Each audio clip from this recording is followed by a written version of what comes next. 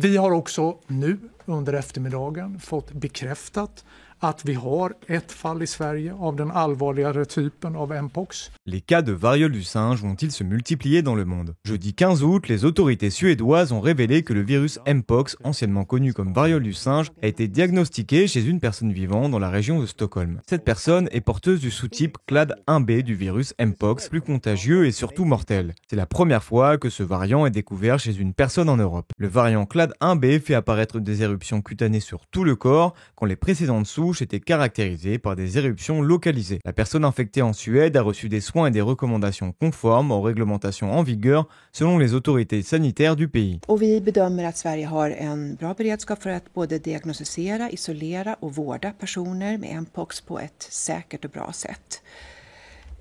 Och att en patient med mpox vårdas i landet, det påverkar inte risken för befolkningen i stort.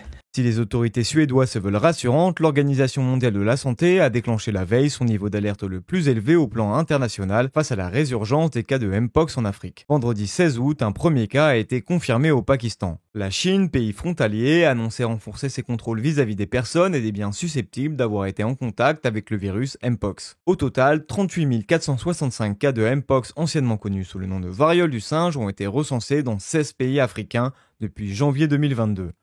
Notamment en République démocratique du Congo, où il connaît une résurgence depuis septembre 2023. Depuis 2 ans, 1456 décès ont été recensés et on note une augmentation de 160% du nombre de cas en 2024 comparé à l'année précédente.